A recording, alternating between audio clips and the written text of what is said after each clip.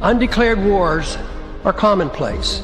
Tragically, our government engages in preemptive war, otherwise known as aggression, with no complaints from the American people. Sadly, we have become accustomed to living with the illegitimate use of force by government. To develop a truly free society, the issue of initiating force must be understood and rejected. What if sometimes, to love your country, you had to alter or abolish the government? What if Jefferson was right? What if that government is best which governs least? What if it is dangerous to be right when the government is wrong? What if it is better to perish fighting for freedom than to live as a slave? What if freedom's greatest hour of danger is now?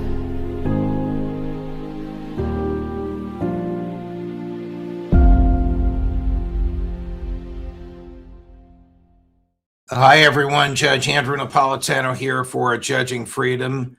Today is Thursday, March 5th, 2026. Harrison Berger joins us now. Harrison, you have a great piece at the American Conservative. Trump seeks to extend spying powers he once condemned. And before I ask you about this piece, I'll tell you a little story. I was during one of the many extensions of this section of the Patriot Act. I was a host on Fox and Friends, and I looked in the camera and I said, Mr. President, these people want to extend the very same authorities that were used to spy on you before you were president. This is around 2017, 18, or 19. You should veto this extension. They don't have enough votes to override your veto. I said that right in the camera. About 10 minutes later, Trump goes on Truth Social and says, I'm vetoing it. About a half an hour later, Mike Pence, then the vice president, Mitch McConnell, then the leader of the Republicans in the Senate, Paul Ryan, then the Speaker of the House, and a few others went rushing to the Oval Office saying, you can't veto it, you can't veto it. Well, the judge tells me that it's unconstitutional and this was used against me. The judge thinks the Constitution, this is a literal quote now from one of these people, means what it says. So Trump then sends me a message. They twisted my arm and he did not veto it. Now we're in a position where the same dreadful section, and you'll explain it to us in a minute, is about to expire. And they not only want to extend it, they want to make it permanent, and they want to make it worse. Take it from there. I mean, that story that you just told, especially that Trump text where he says they twisted my arm, is so revealing. They, of course, referring to the U.S. security state and the deep state that need these spying powers in order to surveil Americans.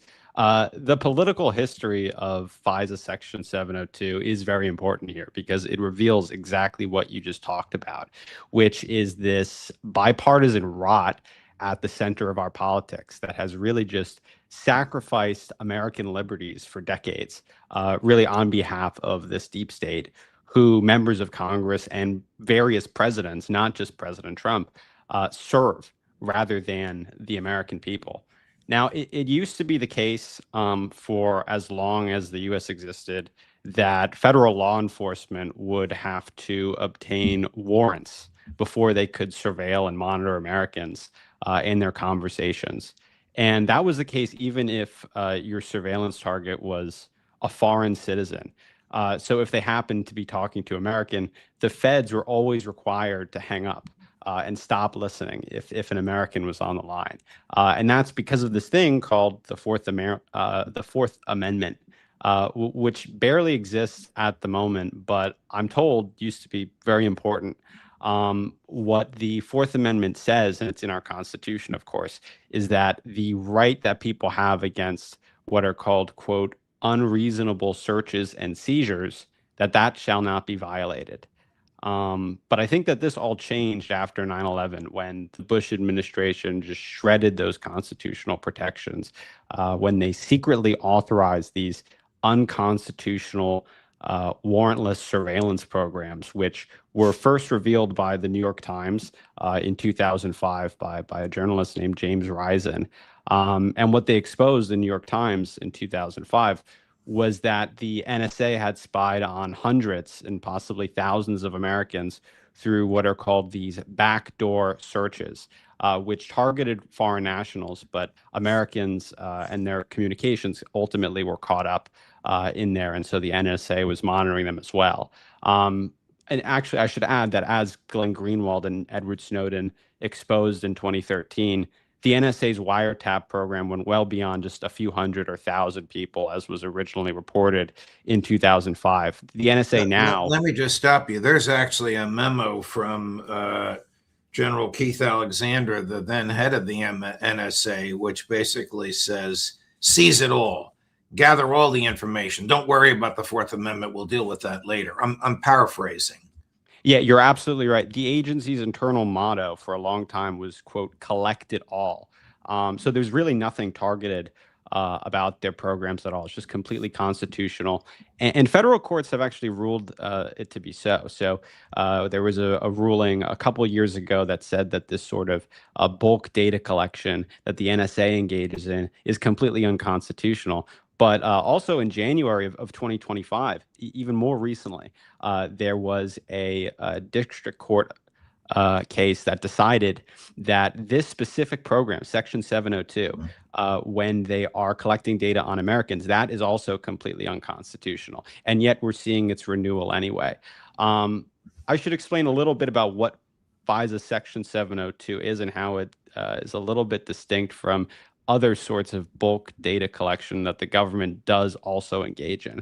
What this law does when it was passed in 2008 was that it just retroactively authorized one part of the unconstitutional secret surveillance program that the Bush administration had been engaged in. What's very interesting about it was that there was a lot of momentum in 2006 to ban these sorts of programs from the left. People like Nancy Pelosi, actually, when they first came into Congress, ran on getting rid of this sort of domestic wiretapping that the Bush administration was engaged in. She, like many other critics or original critics of FISA, ultimately became their biggest champions, working every single year to renew them. The same is true for Mike Johnson. She probably, like Mike Johnson did, received visits in her office from the intelligence community, and they revealed to her the nature and extent of their power and what they had on her. Well, what you're talking about is very important. What happened in 2024? Mike Johnson, before he was elected Speaker of the House, was one of the biggest critics there was on the House Judiciary Committee of these sorts of programs. He said that it keeps him up at night, actually, that the federal government is able to surveil Americans. I mean, he's a constitutional lawyer, so he cares about this sort of stuff. Kind of like Obama was a constitutional lawyer and ostensibly was supposed to care about this stuff too, but then became one of the biggest advocates and protectors and defenders of the deep state, exactly like Mike Johnson became in 2024 in April, when he became the deciding vote to extend these sorts of unconstitutional programs.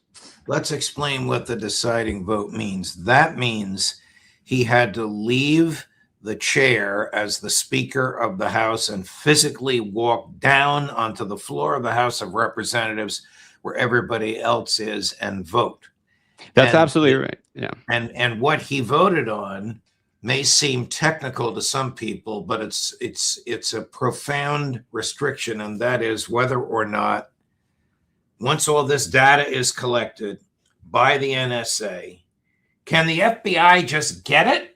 Or do they need a search warrant in order to get it?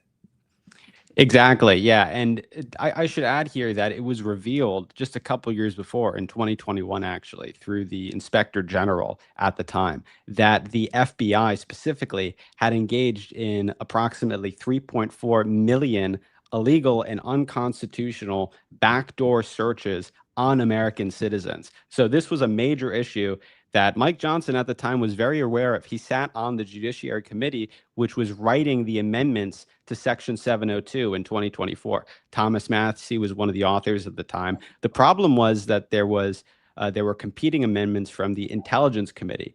The House Intelligence Committee, and same with the Select Committee on Intelligence in the Senate, are completely subservient to the security state and the deep state. They bring them into the skiff like they do with Mike Johnson, and they say, oh, well, these are the threats we face. If you vote against this, then you will have American blood on your hands. And so you need to give us all these sorts of powers that completely trample Americans' constitutional protections. And that's what the way is it it works. that Trump's people want to do with this? Now we're talking about a section of the statute that permits warrantless searches on foreigners and the Americans with whom they communicate. The FISA court interpreted that to allow Americans to the sixth hop, meaning Americans with who you communicate with. My sister, she communicates with her next door neighbor, she communicates with her cousin, out to the sixth person. If you do the math, that's enough to cover all 350 million Americans who can be surveilled without a search warrant. What did Stephen Miller persuade Donald Trump to support when this statute expires in a month and a half? It's unclear. One of the things that people like Stephen Miller in particular in the White House, and there's others in his faction as well who have made this point, especially since the Charlie Kirk assassination and just what we've seen happening with ICE in Minnesota, is that there is this leftist domestic terrorist Antifa faction in the United States. You'll hear from even crazier people like Laura Loomer that there's foreign governments like Qatar and the Muslim Brotherhood funding extremism in the United States. Of course, there's no evidence at all that this is happening. But it could be that they want these powers to surveil those threats which they perceive exist, even though there's no evidence. So it could be used for political reasons. I would say that there's something else that Americans should remember here and they have to be concerned about, which is that these powers last well beyond the Trump administration. So even if you support the goals that the Trump administration is now pursuing, and you believe that the threats that they consider threats are threats to you, you have to worry about the fact that in 4 years or 8 years, someone from the opposite political faction will have these same tools and be able to use them against you, as we just saw happened under the Biden administration. So I think that's the concern that Americans need to be aware of. It's not Americans certainly need to be aware of that, and the MAGA crowd just doesn't look at it that way. You have to be intellectually honest with respect to the Fourth Amendment. Justice Scalia, with whom I had a wonderful personal relationship during the last 10 years of his life, I've said this many times in public already, so I'm not breaking news here, told me that the court was being monitored. He was convinced of it, and the other justices as well were by the NSA. How pervasive is NSA spying? I mean, if there were no FISA statute and no FISA court, wouldn't they just be spying on everybody anyway? Aren't these FISA warrants that they get just sort of a fig leaf to make their behavior appear lawful? It's a good point. The problem is that this type of surveillance isn't centralized at all. These are computer programs that people have access to. If you have a certain type of security clearance, you can get on there and monitor anyone you want. So not just from the NSA, but if you're in the FBI, if you're in the various Delta paramilitary units that we deploy around the world, they also have access to these surveillance tools. And I think that that's really the problem here, because we're told that, this is all used to protect us, all these surveillance measures where we just have to give up our constitutional protections over. But it's very obvious, and I think it's very clear for most people to see that it could very easily be a very potent tool to control us at the same time. And the threat is actually very implicit. It's against journalists, it's against politicians, it's against whistleblowers, it's against anyone in power, really, anyone who has is in a role where they could take on the security state. The message is that if you step out of line, if you have information and you reveal it, and you could expose details about the security state, well, they could do the same to you, because they have the most intimate and private and embarrassing moments of your life. It's all recorded, and they can just release it to the public and they'll discredit you. And I don't say that as any sort of conspiracy theory either, because the deep state does conspire in exactly that way. I mean, they did that to Daniel Ellsberg after he leaked the Pentagon Papers, which exposed the crimes that the US government was doing. They tried to discredit him. I mean, how did they do Right. that? They broke Right. into his psychiatrist's office to try to Correct. steal his psychosexual secrets. They And, broke into his yeah. psychiatrist's office during his trial for espionage. And when this was revealed in the courtroom, a very courageous federal judge said, "That's it, I'm dismissing the indictment." And he sent the jury home. The government didn't have the chutzpah to appeal that decision. Right. But suppose he hadn't learned that they broke into his psychiatrist's office. The problem with a lot of this is you don't even know you're being surveilled unless this evidence is going to be used against you in a criminal case. And uniformly, federal judges reject it, as you pointed out, because it's not obtained pursuant to the Fourth Amendment. But unless they use this against you in a criminal case, you won't even know that you're being surveilled, that they have the contents of your bank account, your medical records. They can even somehow get into the mail that you receive, your financial records, your utility bills, to say nothing of your texts, your emails, and your phone calls. Right. And if you're the security state and you want to take on someone like Daniel Ellsberg these days, you don't even have to break into their psychiatrist's office anymore, because all of the information is online and they have access to it because of these surveillance tools that Congress has just handed over to them. So it's just completely unnecessary. And what do the Trump people want to do? They want to either make this permanent, extend it again, or remove the obligation of the FBI to get a warrant before they search the database. So NSA captures everything, every keystroke, every phone call, every utility bill, all of that. It goes into a database. Theoretically, for the FBI to get into that database, it's got to go to a federal judge and say, "We're investigating so-and-so. Here's our probable cause." If the federal judge disagrees, he or she sends them home. If the federal judge agrees, signs a search warrant, they can go in the database. Do the Trump people want to open up the database?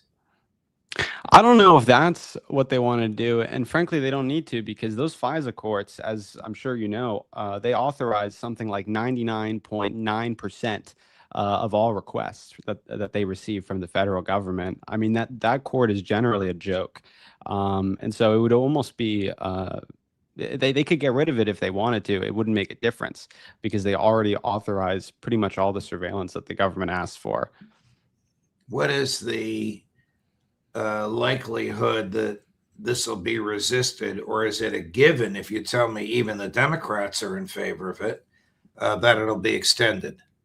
It's always been extended. The closest it came was that Trump veto that I told you about, and then the other time the closest it came was Mike Johnson changing his mind after they visited him in his office. Yeah, I don't think it has a shot at being blocked. It's definitely going to go through. That's just based on conversations that I've had with various staffers on the Hill. Well, Massey's people would know. Thomas Massey is the foremost defender of the Fourth Amendment in the entire Congress. So they would know if he's just spinning his wheels or if he's counting noses. That's right. They would know because they led the effort and they lead it every single time because he's the most consistent defender of civil liberties in Congress with someone like Rand Paul. Yeah. So you do a great service to reveal this. I think the most important thing you have said, aside from its obvious violation of the Constitution, is that those who want this today will worry about it tomorrow when a President Gavin Newsom or J.B. Pritzker or Alexandria Ocasio-Cortez or somebody that they despise has these tools available to them. Yeah, absolutely. Nobody thinks ahead at all. It's just all for short-term goals, as you're seeing now with the Republicans. Harrison Berger, thank you. Keep up the great work, and from time to time, let us know when you come upon these violations of civil liberties. We generally cover just foreign affairs here, but the loss of civil liberties is something I've been battling since I graduated from law school. I won't tell you how long ago, but a long time ago. Thank you, Harrison. All the best to you. Yeah, well, thank you for having me on. I really appreciate it. Sure, of course. Coming up, we're back to the war this afternoon at 2 o'clock. Colonel Lawrence Wilkerson, who will argue that the Trump administration does not understand the nature of this war and the nature of the Iranian people. And Max Blumenthal, how badly is Israel suffering in its war of choice? Judge Napolitano for 3 o'clock, Max. Judge Napolitano for Judging Freedom.